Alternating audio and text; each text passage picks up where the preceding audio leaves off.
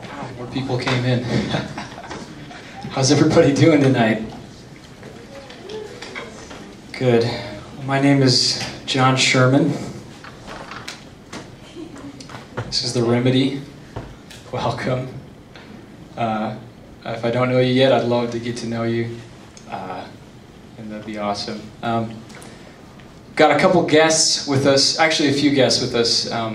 Mama and Papa Roush are here. John Roush, who plays drums, his parents are here. Is it just Mama Roush back there? Yeah, he took a break. Oh, Papa Roush went out to her for a little break.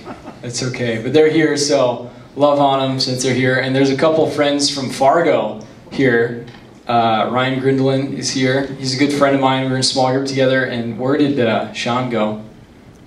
He's back there. Hey, Sean. You're awesome. A couple of good friends of mine from Fargo. They're on spring break. What's up? Who's on spring break now or coming now? Everyone just excited or what? Yes. I'm excited as well. I'm so stoked.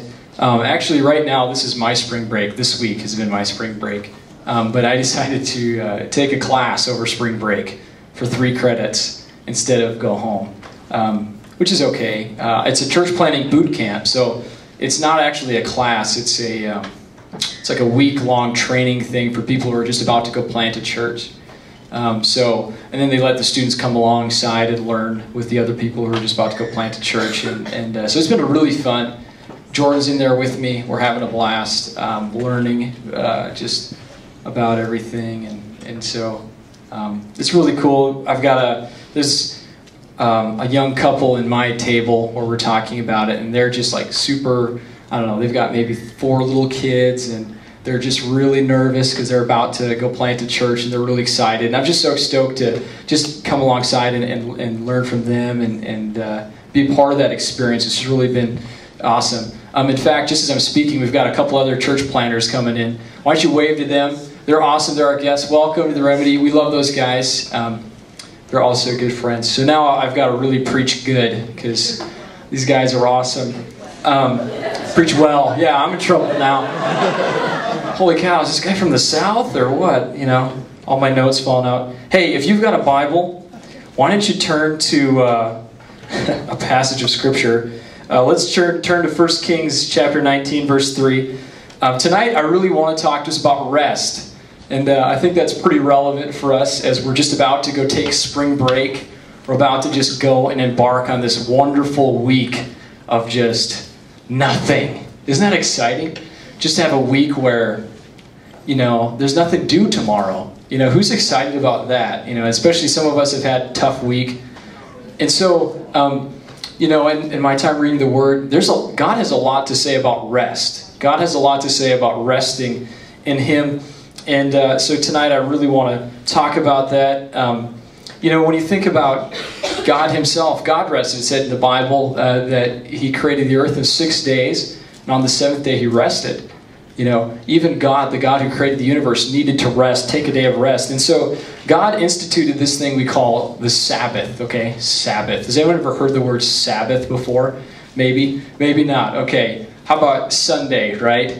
Sunday. Sabbath is like a day where we can set aside and rest. A day where we can, you know, we don't have to work and we can just rest, you know, physically, mentally, spiritually. And I'm from North Dakota, and only a few years ago, I think it was a state law actually, where you could not have your business open on Sunday. Okay, that was the Sabbath. We keep it holy. You know, we don't go to work on Sunday, and that was just a day where the city rested. You know, there are some places still open, obviously, like gas stations and maybe some restaurants, but Sunday you don't go to work. You stay home with your family and you rest.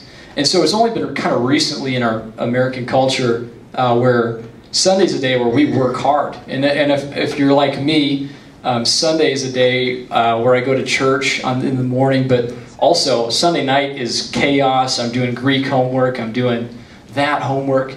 But this is the importance is that we need to have a day set aside every week that we can just rest, where we can, you know, not allow the stress of homework and those things kind of enter into that day. There needs to be a day that we set apart for the Lord where we can rest in Him. And I know with our busy lives as college students, it seems like every night we've got homework. But the reality is this, is that we need to set apart a day or a time, a 24-hour period, whatever, where we can just rest. And so tonight, I really want to talk about this. I've got 6 points tonight about resting in God. Wow. When's the first time you've heard 6 points on resting in God? It was 7 points, but I narrowed it down just a little bit so that I won't bore you. But it's going to be wonderful tonight. I'm really excited to talk about resting in God because it's so powerful when we understand this thing that God instituted from the very beginning of time, that we would have a time where we would rest.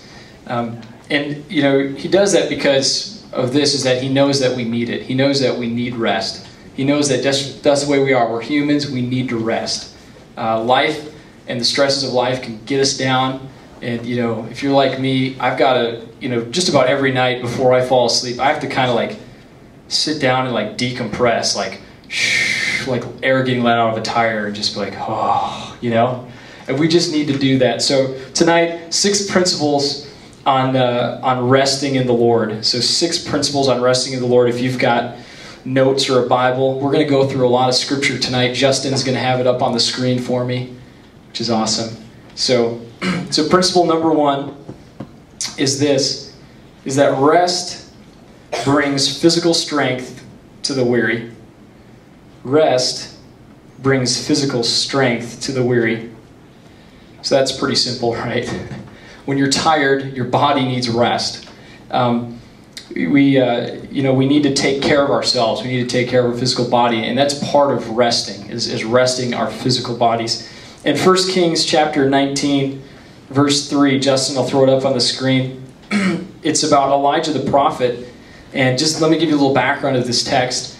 Elijah is a prophet of God, and the king and the queen are wicked, and so they have their prophets of Baal, okay, which are wicked prophets, and so there's this confrontation that takes place between the prophets of Baal and Elijah.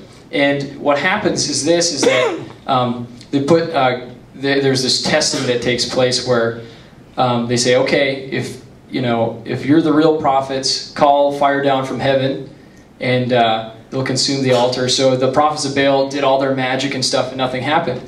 And then Elijah said,